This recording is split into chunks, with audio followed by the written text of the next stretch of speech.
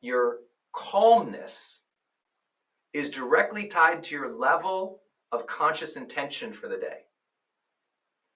Your calmness, how peaceful are you? Even if you're excited, like I'm an enthusiastic guy, but I'm calm, right? I can be running a huge event.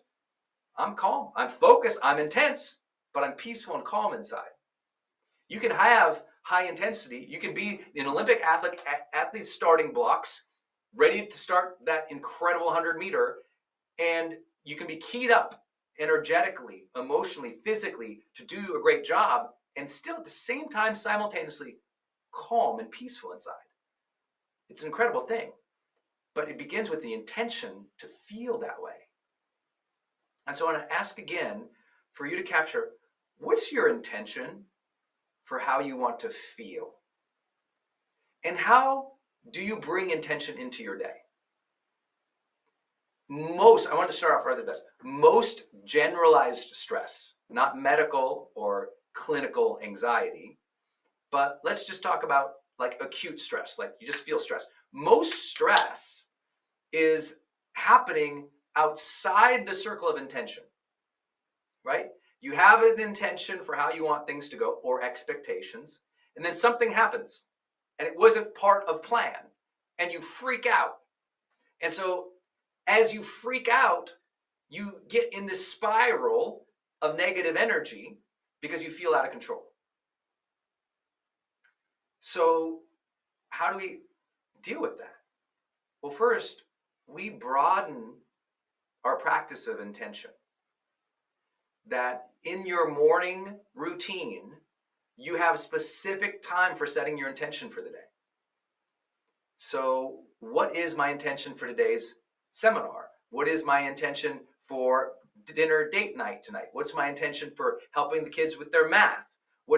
When you set an intention for how you want to be and how you want to experience the world, you immediately have more power over the situations. When you have no intention, now you are yanked by the events of the world. I know this is so generalized, but you can actually measure it. How many days did you begin your day with clear intentions for how you wanted to be and experience the world in the last 10 days? It's measurable, right? We actually do measure it in psychology or in high performance coaching. Like in the last 10 days, how many mornings did you start with a clear intention for who you wanted to be and how you wanted to experience the world? Be honest.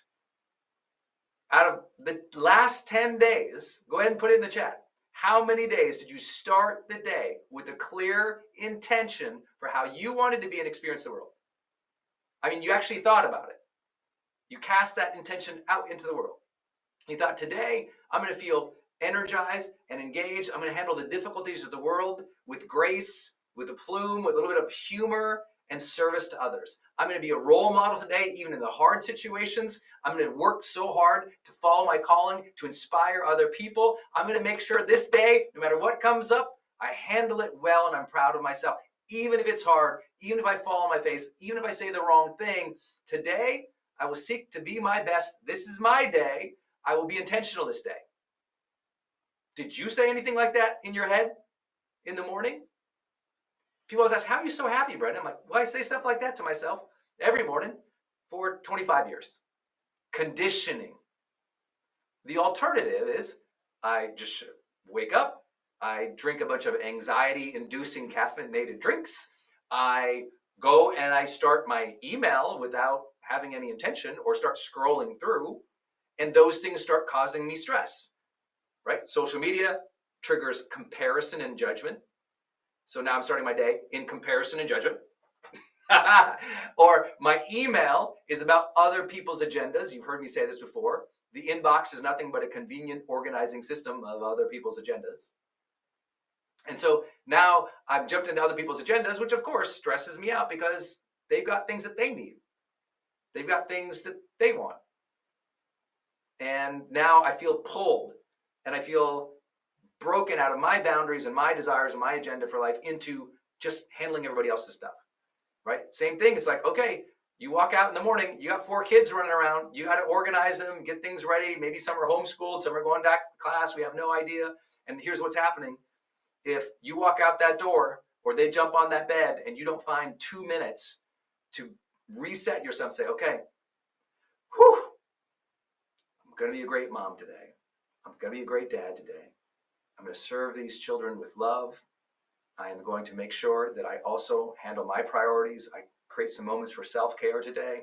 In all the chaos, I'm going to breathe. I'm just going to fill my belly, fill up with air, and breathe it back out. I'm going to be calm, even though they're all crazy little rats running around here.